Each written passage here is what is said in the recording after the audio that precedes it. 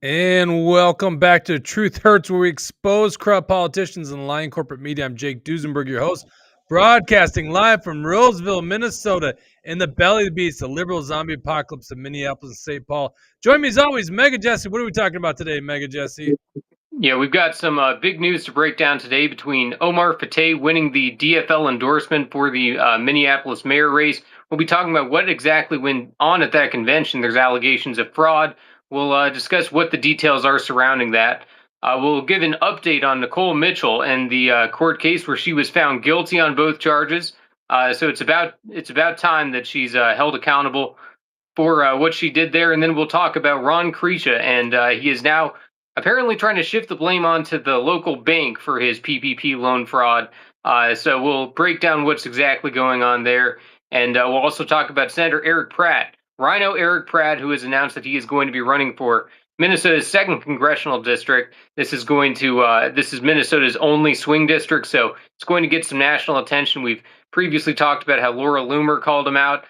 So we'll get into the details there. He's running against Tyler Kistner. That's going to shape up to be an interesting race. So appreciate everybody tuning in. If you want to hit a Rumble rant or a what's the YouTube one called? Super Chat. Super Chat. I think we either are one of live those won't work. So we're on both. So I appreciate everybody tuning in today.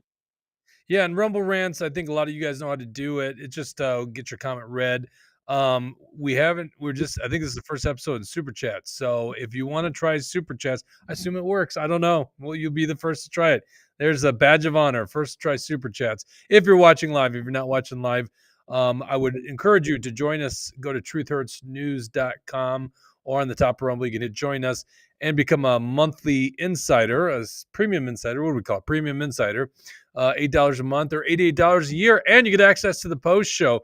This episode is brought to you by John Galt Mortgage Company. If you're looking to buy a home, go to the good guys at John Galt Mortgage to finance that home.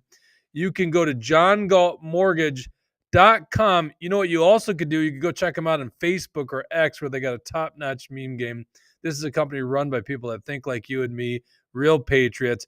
Give them your business. Go to johngaltmortgage.com. We're also brought to you by Alpine Cabinetry in the great city of St. Cloud, Minnesota, and by EliteGuardianMN.com. If you're looking to learn how to protect your home and take your own security protection in your hands, put it in your hands, check out our next concealed carry and home defense course. It's on August 4th. You can go to EliteGuardianMN.com. You'll see a permit to carry right on the top. Let's get right into this news story.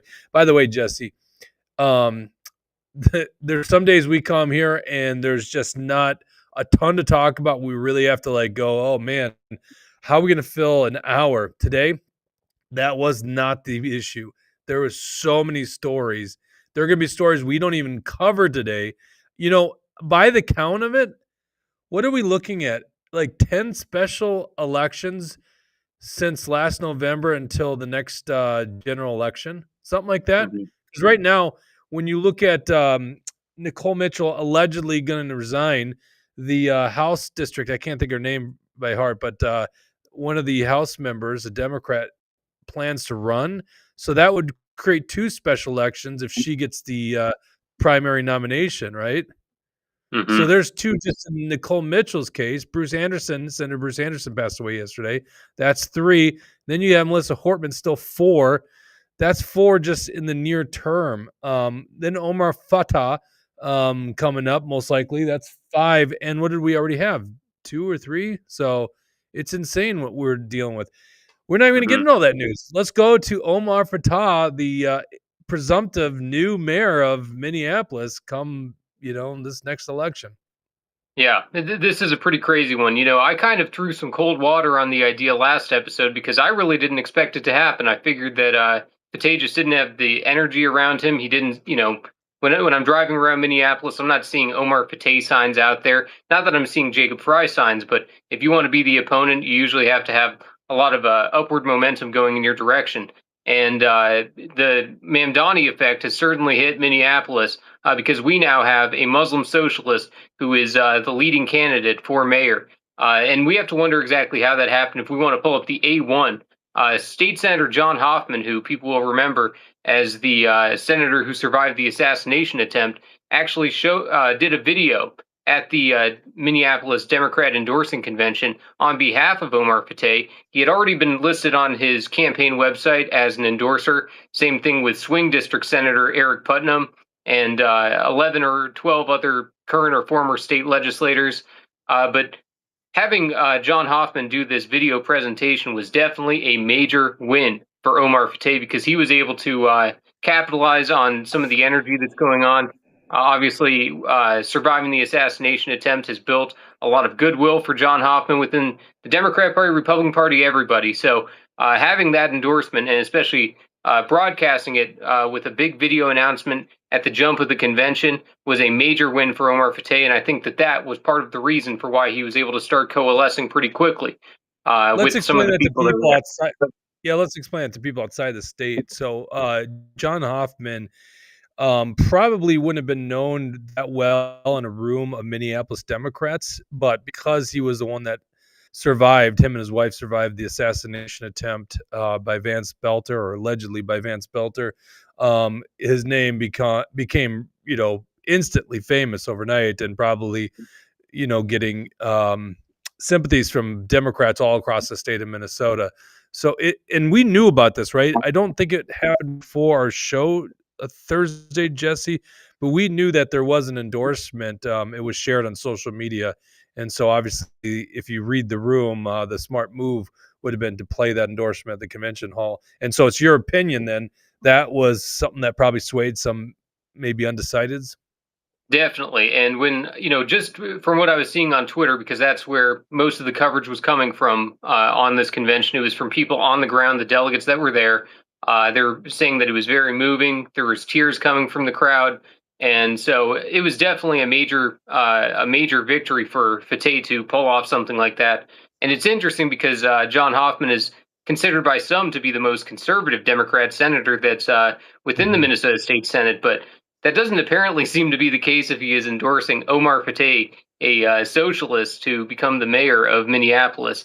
That doesn't exactly align with a moderate viewpoint, even if it's your coworker and you think he's a great guy. The politics seem to be off. So it's interesting. And, John Hoffman obviously can uh, decide what he wants, but it seems a little off. But then we can, if we could pull up the A2, we could actually look at the first round results that came out from this endorsing convention. And as you can see, Omar Fateh is in the lead with Jacob Frey following behind, and the other three candidates, whether that Jazz Hampton, Dwayne Davis, and Brenda Short, were all following that.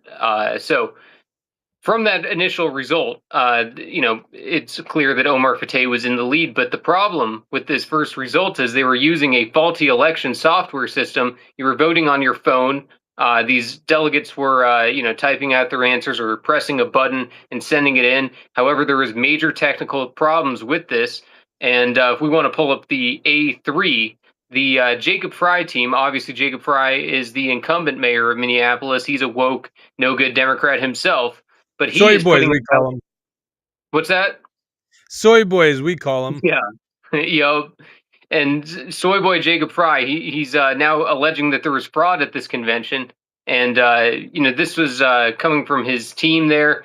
I've seen numbers saying that there was something around 600 to 1,030 delegates, and that were supposed to be voting on the floor at that time. However, there was 500 and some odd number of votes that were actually cast. So that draws a major problem right in the very beginning when your election software is not working and not capturing the votes of hundreds of the delegates that are at that convention. Obviously the Democrats have never been the party of election integrity, but you'd think that they would want to have their own elections secure, but they failed to do so. Just goes to show the problems with mixing technology with voting. What they ended up doing after that was they just had all of their delegates holding up their badges in the air, their delegate badge, to signify whether they wanted to vote for something or not. So that's how they ended up pursuing the later rounds of that. But the Frey supporters were trying to cancel the first round vote because they said, we have hundreds of people whose votes were not captured. We need to make sure that their votes are corrected. So they were demanding that they redo the first round so that this can be resolved. Which the Democrat convention, it was brought to a vote by the delegates, and the delegates rejected the attempt to have a clean election.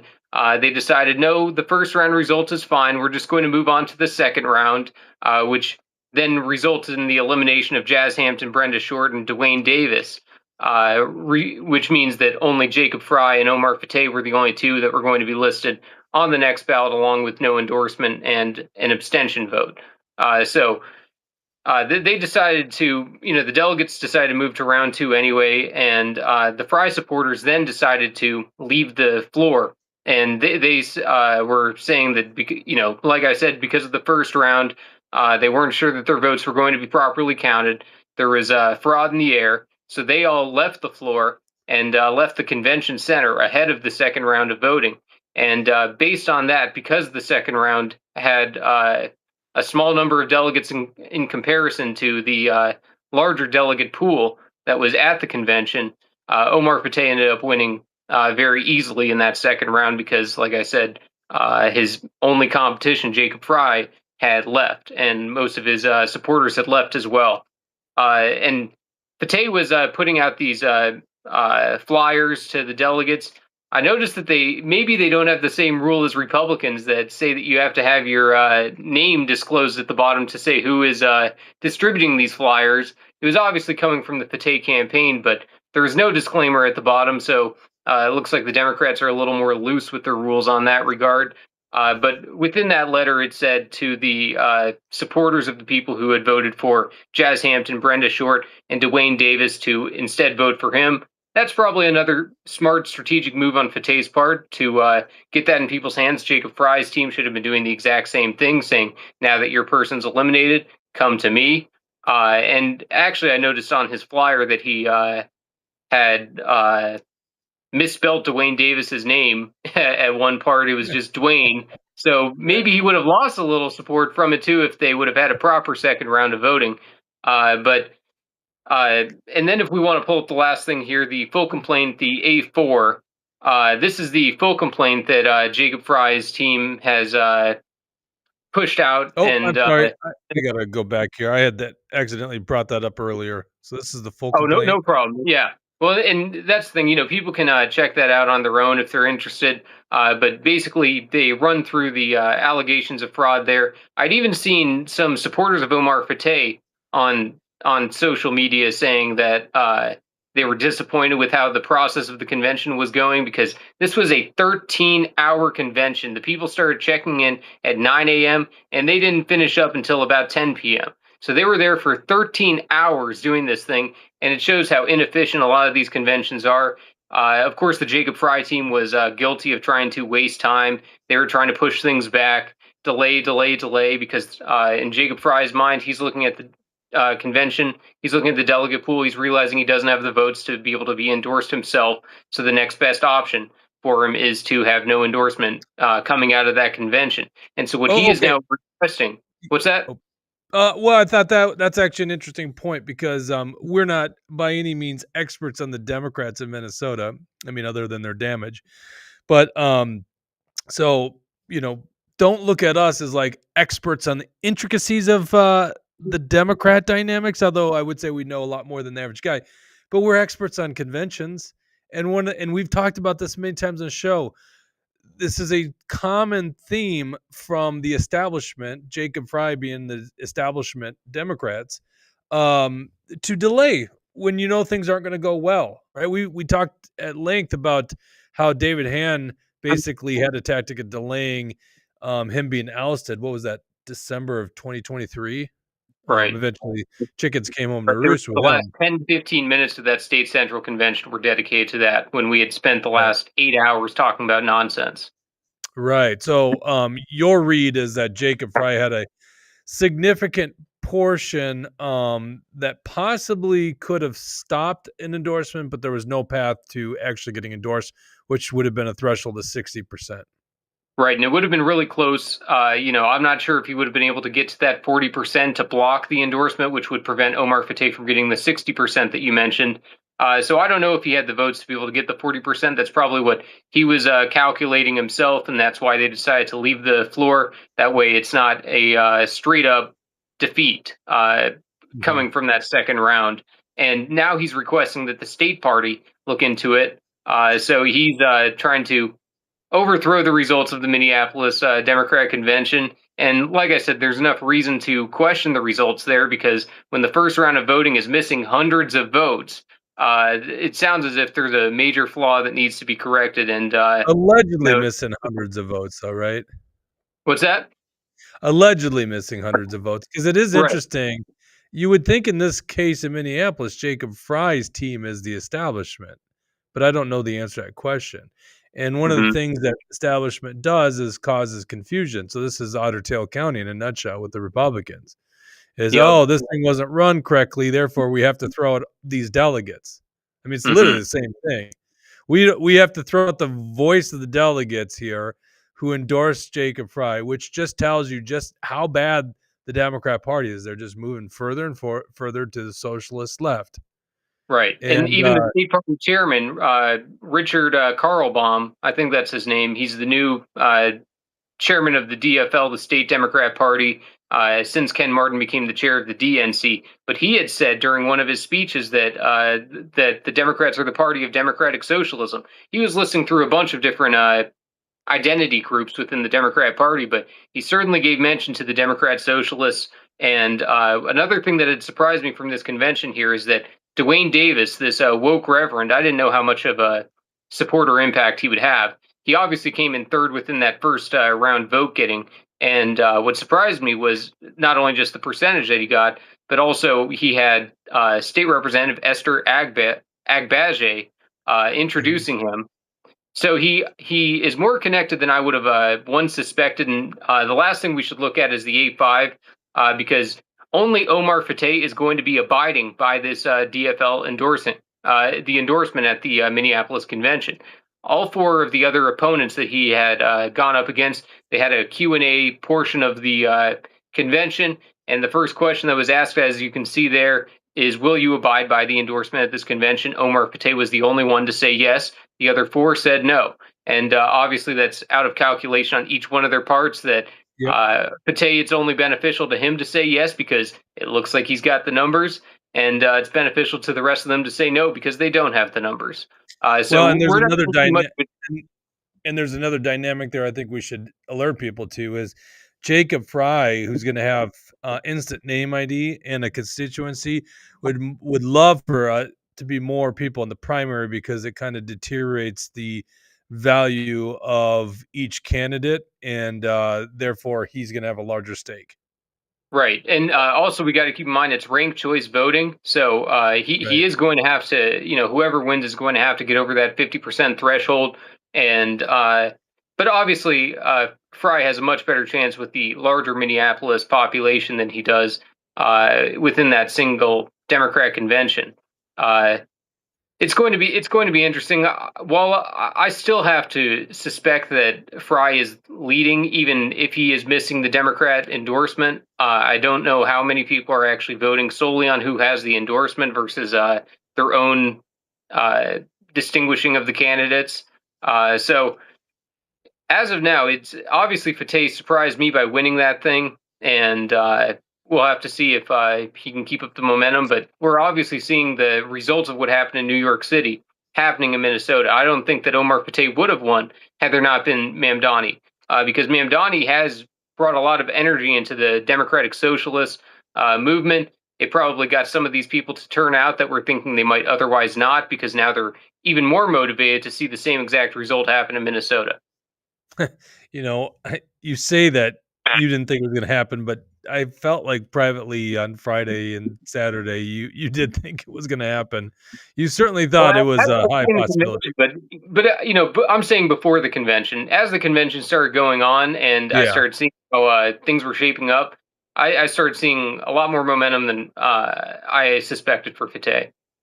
Napkin Nate's got a very important question. Where will the city open their first grocery store? So he's asking Yeah, about his right. in the grocery store.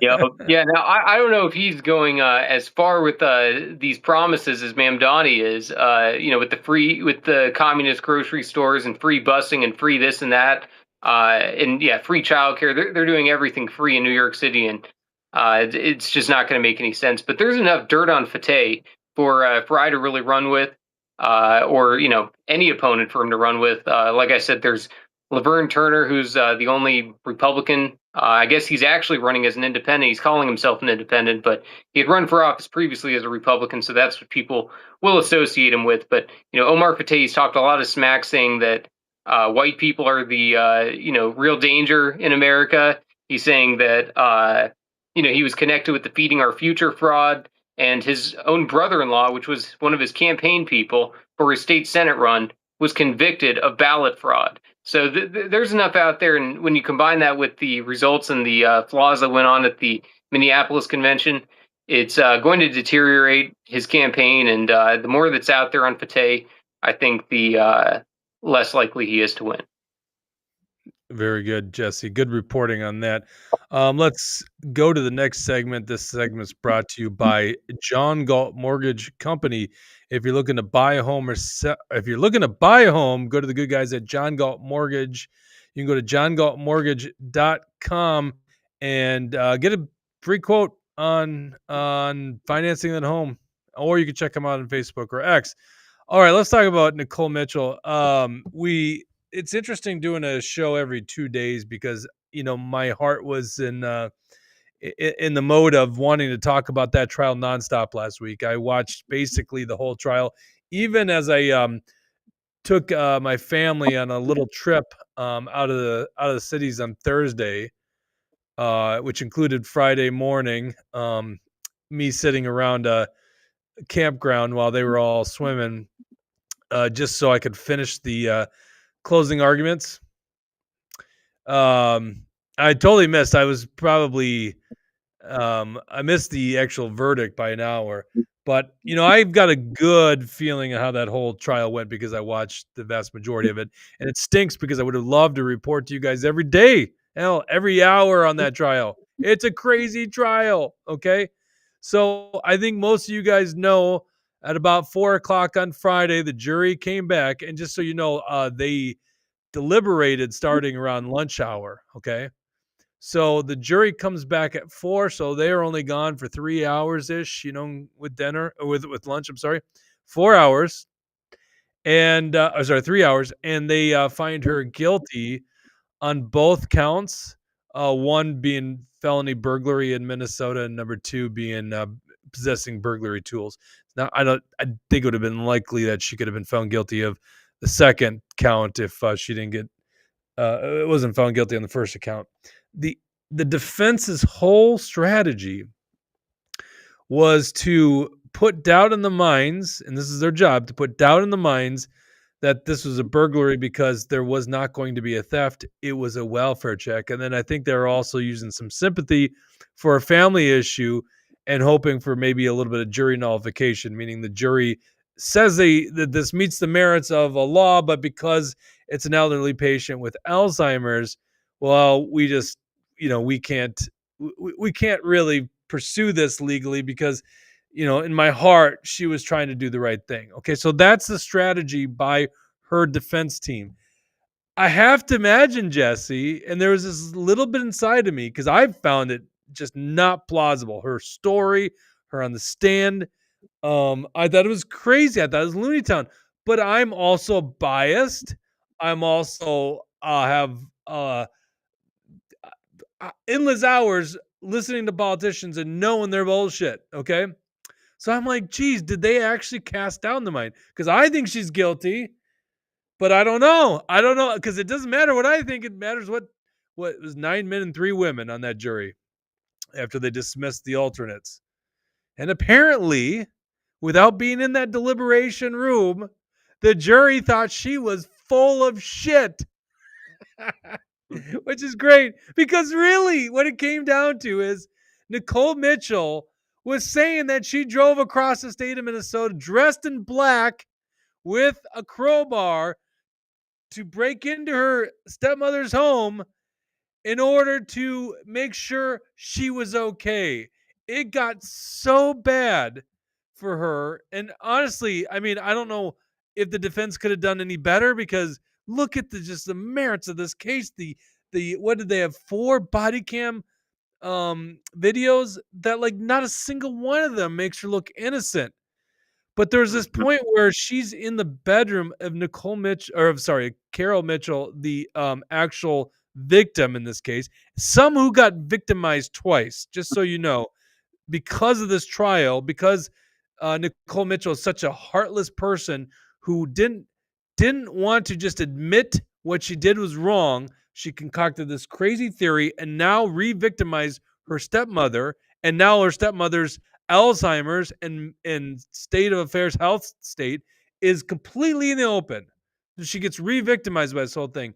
But listen to Nicole Mitchell explain why she was in the bedroom, because this was the big mystery. Why did Nicole Mitchell go in the bedroom, which is what startled Carol and ended up having the 911 call. This is Nicole Mitchell in her own words on the stand in the trial. Let me make sure I got the volume. There we go. Let's do this. Watch this. I could actually hear her breathing.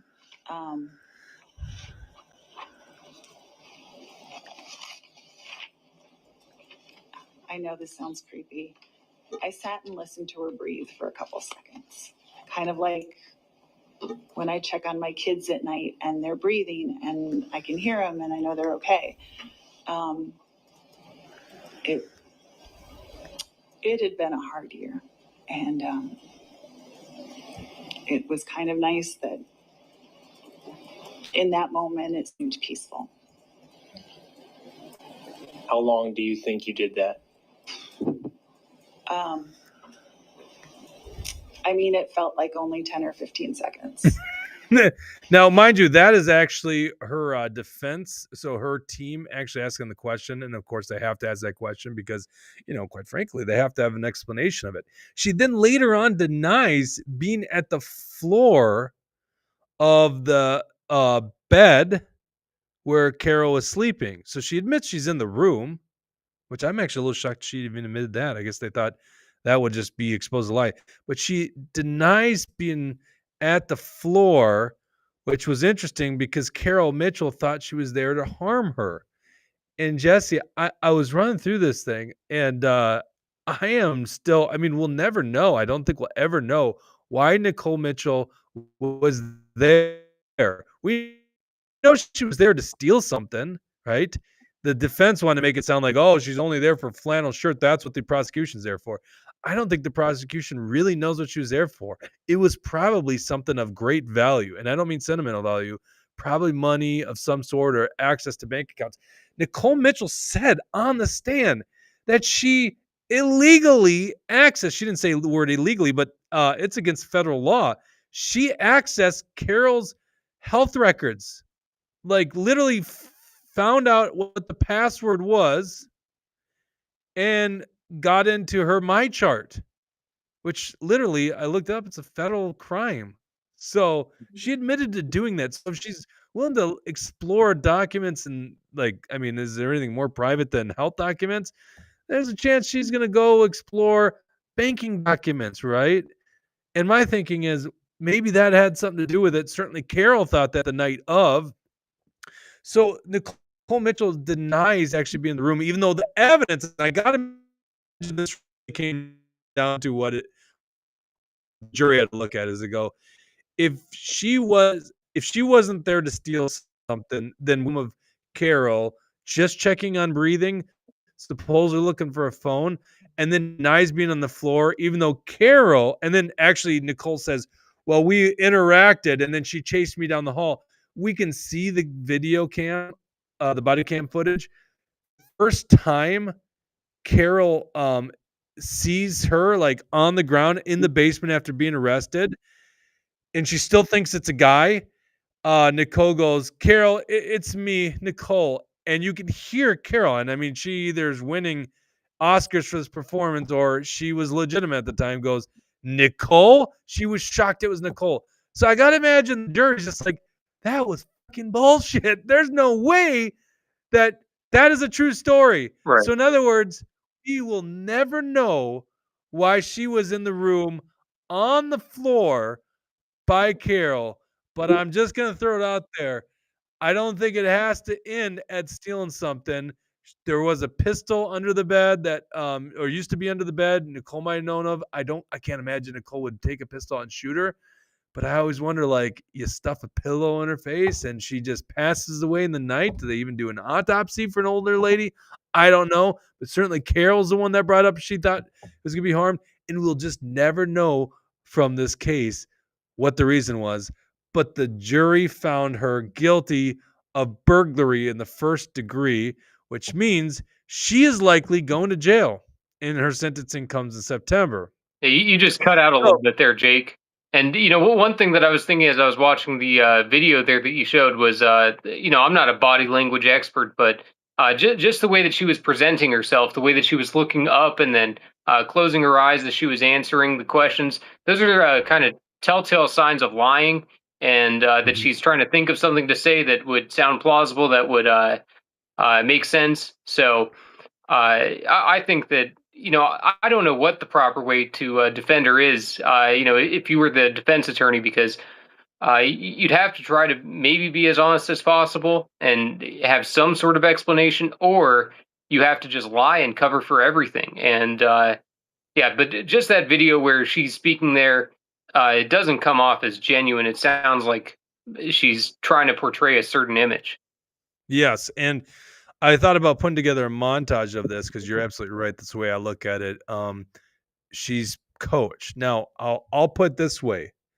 She did better than I would have thought on the stand. She's got to come up with the craziest story ever. Once again, dressed like a cat burglar, going into her mother's home at 4:40. Well, she's a politician. She should be good at lying. She should be okay at speaking. You think that she'd have a certain amount of those skills.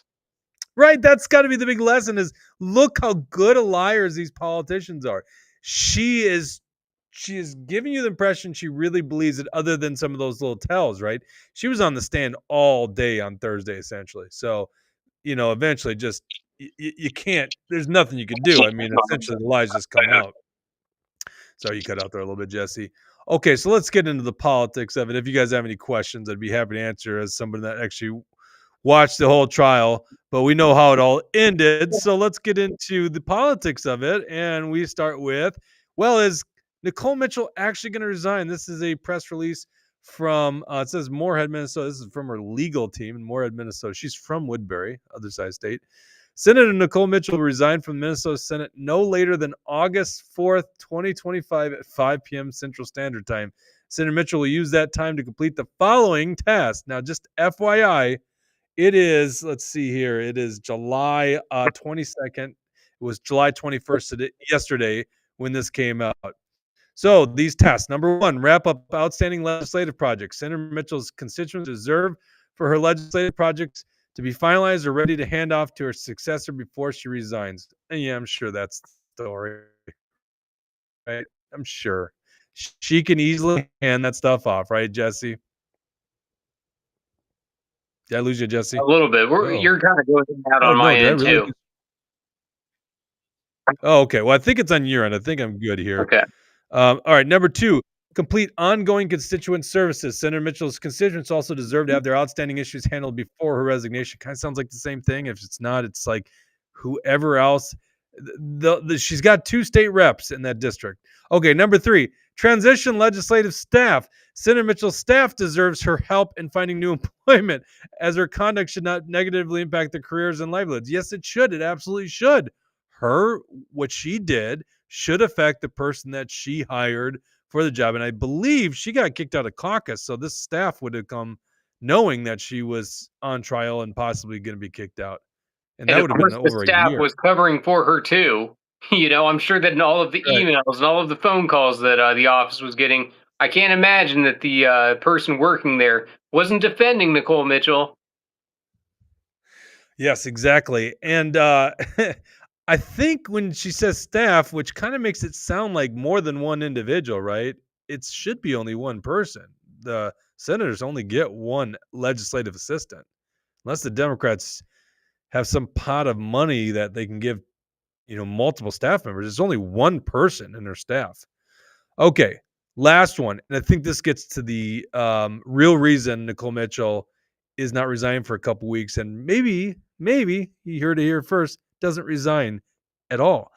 Number 4, obtain health insurance for her son. Senator Mitchell's biological son receives his health insurance through her job in the Senate. She thus needs time to find gap coverage for her son, as he will no longer be insured upon her resignation. And then it ends with, once these tasks are completed, Senator Mitchell will tender her resignation.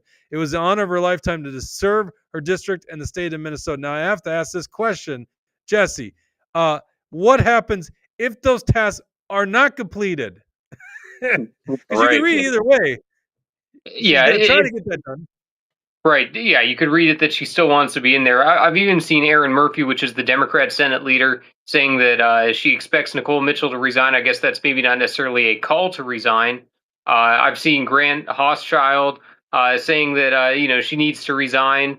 And all these Democrats are double speaking, though, because they were the ones who have been protecting her vote after vote on the Senate floor, and now all of a sudden they want to act like they have some courage, and just because of a court ruling that anybody with a little bit of common sense could have figured out before the court ruling was out. So I don't know. It's going to be interesting. I would expect that it's just such a bad problem for the Democrats that they force the resignation. Laser Jim 56 says, why is she not in jail? They decided that they'll do sentencing, and I guess first time offender with not a high chance of I guess committing another felony act. They made the judgment that she'll be let free until her sentencing. I don't think that's abnormal there. So but it's a fair question. She was convicted of felony burglary. And the worst case of felony burglary is 20 years. That's if you're actually trying to cause harm to the individual in the house, which obviously I don't think the prosecutors were able to fully prove. That one's going to be left up to interpretation. Okay, so here is why I predict there's a chance. I'm not saying this will happen for sure, but there's a chance she doesn't resign at all. So I think people have to understand, if she doesn't resign, she cannot be expelled from the Minnesota Senate until the Minnesota Senate meets again. And in Minnesota, the legislature adjourns sine die, meaning they're finished with business on the first Monday after the third Saturday of May. So they are adjourned until next legislative session begins, which isn't until February 17th. That is, Okay, unless Walz were to schedule a special session with the purpose of the resignation of Nicole Mitchell. Which I honestly can't imagine they would do something like that. It seems a little ridiculous, because if you were to make the argument that, well, she's getting this taxpayer salary from it, I'm pretty sure whatever salary she's getting it would be way more costly for them to hold a one-day special session, right? And I don't think they would want that bad news story. Now, there was a special session that was possibly going to get called if Medicaid cuts were monumentally different and needed to be addressed by the legislature. And Tim Walz just recently stated that he doesn't see that happening. So most likely there is not a need for a special session, which means she can't be expelled by other members until February 17th of next year. And let's be honest, it's not going to happen the first day either, right? Well, maybe it could. I guess I could see them do it the first day, which means that Woodbury would be represented by someone. Now, if you're Nicole Mitchell and you really don't care about other people, like, kind of like, I don't know, elderly individuals with Alzheimer's, there's a chance you might just hold on that seat anyhow, because that's kind of the crazy person you are. But I also want to offer up this. I don't know if she's got any other income. And this actually might show the problem with disclosure laws in Minnesota, Jesse. But it says occupation, meteorologist, employer, Air National Guard. She is no longer with Air National Guard. She retired last year, mostly because of this incident. It came out on the stand that her apparently her boss, so whoever her commander is, I don't know how the chain of command works in meteorology or whatever the hell kind of unit she is, but she kind of said, well, he was trying to encourage me to leave, and she made it sound like it was a forceful man, you know. So she's only got 2 sources of income checked on her disclosure, and the last statement was updated on the 22nd of January this year. And so it says National Guard, which is no longer true unless she had some kind of leave that got her through that. So the only other income is the Minnesota Senate. Now, it could be that she's earning some income on the side, meaning we're really bad at actually disclosure laws in the state of Minnesota, which is very possible, Jesse. Like if she's a consultant, she should have that listed. You know, even Walter Hudson puts a dance studio on his disclosure, right? So we should know her other sources of income. But it's not on there. Okay. And the idea behind these disclosures is if senators are going to vote on something of substance, we should know if they work for Pfizer or if they work for a military contractor. It's important for us to know those kind of things. And it says nothing on there. Okay. I mean, maybe we could just keep racking up all the different things that she's done against the law, disclosure laws, hacking into medical records. Geez, they're really piling up, Jesse. So I would venture to say there is a chance she has to keep this job. And because other than a recall election, which would take a long time too, she might just sit on this position and hope that the news story goes on like it generally does on almost everything else. What are your thoughts on that, Jesse? Yeah, I don't know exactly how it's going to shake out. I would figure that the most likely would probably be that Nicole Mitchell resigns before the next legislative session. But like you said, considering her track record, she's obviously all about herself. So maybe she will hang on to it until the bitter end. All right, so I went into some of the history of Nicole Mitchell post incident. So back in April of last year, okay, April of 2024, she broke in on April 22nd of 2024. I still remember that. I was like, "Oh my god, are you kidding me? We had a senator commit burglary. This is crazy. This is a crazy story." And as you can tell in the background here, remember Action for Liberty had a bunch of these signs and put them up through Woodbury. Senator Mitchell, don't burglarize my home. You know, leading the fight, Action for Liberty. All right, so here, Jesse, I just thought you would enjoy this so much. She came out on the Senate floor. God, what was it? A couple days, a week, whatever. She ended up making an appearance back on the Senate floor, and she went to the far back and tried to be obscure, and people were paying attention. But she got embraced by a couple Democrats, and the second one to publicly embrace her is none other than Omar Fateh, the presumptive next mayor of Minneapolis. Here is Omar. Oh, and even, you know, rubbing that back. That is so nice of him. Yeah, There's it's a just like he'll be from mayor of Minneapolis. Criminals first, right. Minnesota second. Yep. All right. And then the other thing, and I've always wondered this, and I think I posted this a year ago. She infamously said, and this was her statement, and this was also brought up in the trial, which is she had to admit that there was lies inside of this thing because it is true. You know, like so many families, mine is dealing with the pain of watching a loved one decline due to Alzheimer's and associated paranoia. Just another thing is, oh, she's the honest person of great character. It's my stepmother that's got paranoia. She even has to admit that, well, the incident causes more paranoia. Yeah. You know, if her stepmother has paranoia now, it's because of you. All right. Over the weekend, I learned of medical information which caused me grave concern and prompted me to check on that family member. I entered a home I have come and gone from countless times in the past 20 years, where my son even once had his own room. Unfortunately, I startled this close relative, exasperating paranoia, and I was accused of stealing, which I absolutely deny. Thank you to all my friends and colleagues of both parties for the kind words of support and for trusting my character even before I had a chance to respond. This has been a true tragedy for our family. And my hope is I can return to being it can return to being a private matter. Jesse, which I don't know about you, but I'm kind of curious which members of the Republican Party were embracing her in that regard.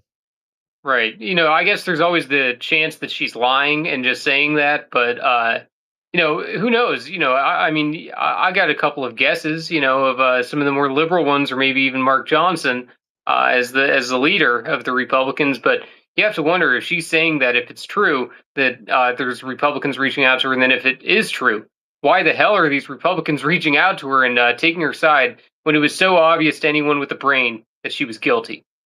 It's all one party. It's a uniparty, one big party, and you aren't in it. All right, I am done speaking to Nicole Mitchell. We'll see how this thing shakes out. She's supposedly going to resign by August 4th. I'm just going to put it out here. I'm not convinced yet. I'm not saying she isn't, but I'm not convinced yet. There's very obvious reasons. I do see Razzle Dazzle, and I just confirmed this on my phone. Yes, Ozzy Osbourne just passed away at 76 years old. Holy crap. How Wow. crazy is that, considering he just had his farewell concert? What was that, in the last 2 weeks? It was just 2 weeks. It's not even 2 weeks ago. So, wow, the heavy metal legend. Actually, apparently he didn't like being labeled heavy metal. He just wanted to be hard rock or rock and roll. But he's considered, heavy metal. Wow, Mm-hmm. that's crazy. Crazy story. Obviously, Yeah. Black Sabbath's got some really good tunes. So, as a big rock fan, I was a fan of Ozzy Osbourne in many regards, some of his music. This next segment is brought to you by EliteGuardianMN.com. If you are looking to renew your permit or get a permit to carry, you can sign up for my USCCA concealed carry home defense course. It's coming up on August 4th. That's a Monday evening. And you can shoot with me. That'll be fun. Go to EliteGuardianMN.com. That's EliteGuardianMN.com. Jesse, let's talk about. Well, I got to pull my thing up. Kresha. All right. Yep. I'm interested in this story. Yeah. Tell me, what's the update on this? So locals in Morrison County are telling Action for Liberty that Rhino Ron Kresha is blaming the bank for his PPP loan fraud. So the corruption continues on the question of falsified business records that labeled independent contractors as employees for the purpose of obtaining massive PPP loans funded by tax dollars. Now, Morrison County locals are telling Action for Liberty that Kresha is shifting the blame to the bank for the over $300,000 that his company received in PPP loans. Oh, And hey, as I want to stop you right there. I know you and I know this, and I know a lot of the listeners know this, but I was informed by someone I was talking to about this that not everyone understands what the hell we're talking about when we say PPP loans. So people have to understand this was like the loans that were given during the early stages of COVID to employers, basically with the idea that business can continue operating. You could pay your employees, during this economic uncertainty, and so that's what it is. It was the largest. It was the largest program during COVID. Yep. And independent contractors are not supposed to be, they're supposed to be filing for their own PPP loans. And according to the allegations, it's that Ron Kresha had these independent contractors for his company, Golden Shovel Agency, from listing them as employees to obtain these PPP loans, which is illegal according to the Department of Treasury. And when we reported on the story initially, we gave Ron Kresha the opportunity to respond via email, which he failed to do so. However, he did release a statement on social media that did not directly address the allegations of fraud. I think we went over that one last time. And that evidence was presented at the Morrison County GOP meeting and was handed over to Representative Isaac Schultz, who is another Republican who sits on the House Fraud Committee. And locals demanded that the Fraud Committee investigate the issue and directed Schultz to do just that. And since that Morrison County meeting, memes have been flooding social media from Minnesotans demanding that the fraud be investigated. But Team Red cultist and establishment puppet Walter Hudson, who also sits on the House Fraud Committee, has had a conniption over these memes by claiming that conservatives are, quote, lucky to have Rhino Ron Kresha, and that, quote, no one else could have done a better job, could have gotten a better deal with Democrats on the education omnibus bill. We have to wonder if Walter realizes that everyone can tell how full of it and how arrogant he really is. And so, as you can see, we got that right there. And, he's saying right there that Kresha masterfully negotiated significant wins in the education bill.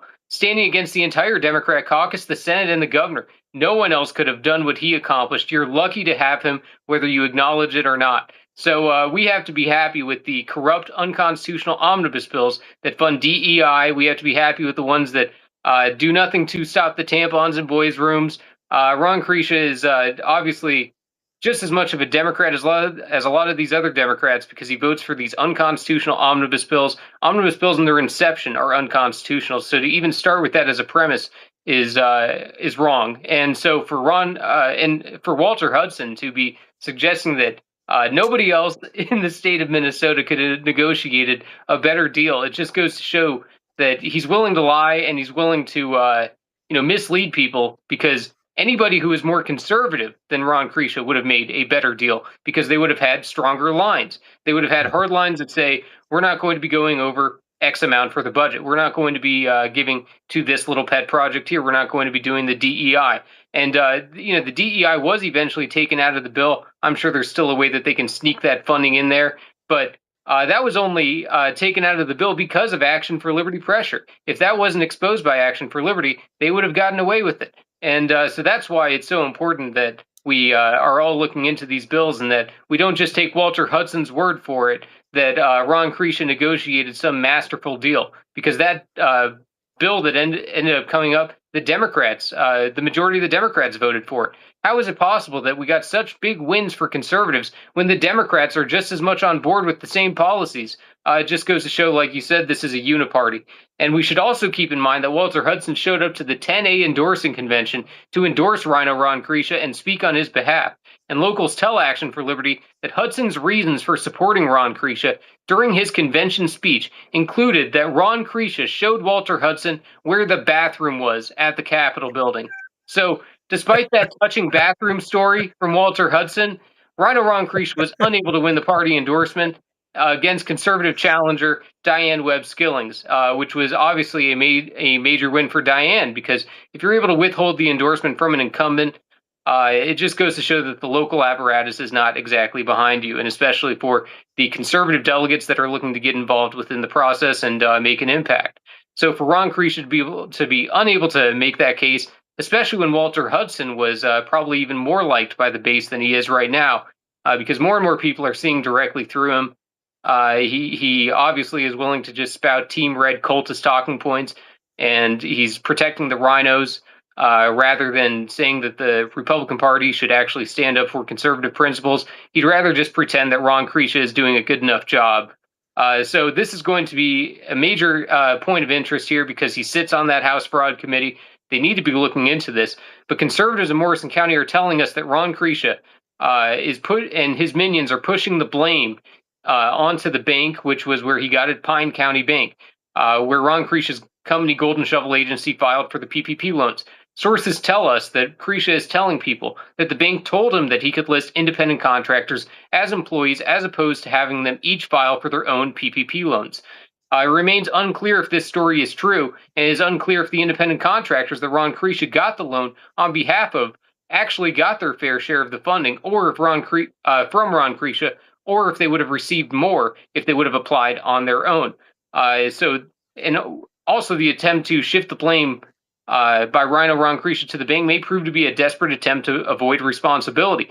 Many who have been convicted of PPP loan frauds had their checks signed off by banks. So that doesn't necessarily exempt him. If anything, that would just prove that either he and the bank did this together, which is doesn't make it any better. It just makes it so that more people are implicated in this fraud. So if the fraud exists within Ron Kresha's PPP loans, then the House Fraud Committee must act immediately and hold Ron Kresha accountable. This is going to be difficult because it's Republican controlled in that House Fraud Committee, and they don't have the authority to force testimony. So I guess they really couldn't compel Ron Kresha to show up and answer, even if it was Republicans demanding it. Which just goes to show the weak negotiation skills of the Republicans at the beginning of session, because if you're going to be getting a committee, you'd think that you would be able to have the power to call people in to testify, but not the House Fraud Committee. So we'll be keeping people up to date on this story. It's going to be interesting to see where things end up shaking out from there. And yeah, people can check out that article if they want a few more details. actionforliberty.com. You can see in the news section. It's a very fascinating story. I'm still kind of curious because Kresha has not responded to the request to clarify by Action for Liberty's reporting. And I read the statement he made on social media, and it was complete bullshit. It didn't even address the allegation. Right. It does really seem that he skirted I would have to say law. Certainly was not what was supposed to be done. You were not supposed to use this money to pay contractors. So it does seem like the evidence is there. And in that case, the fraud committee is trying to push it off too, claiming that it's not their responsibility. Obviously, Walter Hudson doesn't want anything to do with it because Ron Kresha is his boy. They go to the bathroom together, so he's not going to be investigating Ron Kresha. So that one's going to be a little tough. And the Republicans are trying to claim that they don't investigate federal fraud.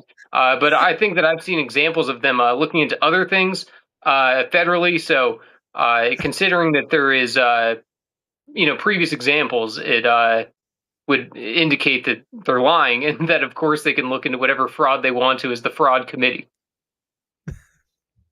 Excellent report, Jesse. Do we have a bathroom monitor up at the Capitol? Yeah, we might need one. All right, this last segment is brought to you by Alpine Captree in St. Cloud, Minnesota. Also, we are going to dive into a story you wrote about Walter and his AI bill that he might be breaking. We'll do that in our post show. That's for all premium insiders. I just posted the link. Even if you're not watching live, you can still become a premium insider, help support the show and what we do. It keeps us independent. You can go to truthhurtsnews.com. Otherwise, I got a link right in here. Otherwise, on the top of Rumble, you can just click on join us. We'll be live in about 4 minutes on that. Jesse, just real quick, because we're running out of time. Last segment we did want to talk about, and there's just so much stuff still left on the table. So we'll kind of get into that in the post show. I'm trying to keep these shows to under an hour. I know there's no rule, but I know it's easier for people to consume if they're under an hour. But this story, Jesse, if you could give us just a brief look at it in about a minute, and then we'll touch it a little bit in the post show. Yep. So CD2, Congressional District 2, is the only swing district in the state of Minnesota for the congressional seat. So it's going to be gaining a lot of national attention. People are going to be paying attention to it. And right now there is, it has gone Republican as recent as 2016 and has gone Democrat since. But the reason it's going to be up for grabs this time is because Angie Craig is retiring. It's going to be an open seat, which means that Republicans have the opportunity to jump on this one. Currently, Tyler Kistner is running as a Republican. And just announced is that Eric Pratt is also running. So Tyler Kistner has taken no time to start defining his opponent as a never Trump rhino. And by saying that, what does he say here? He says Eric Pratt spent his time in the state Senate bashing President Trump. He will block his agenda at every turn. We don't need another rhino in D.C. We need a true patriot.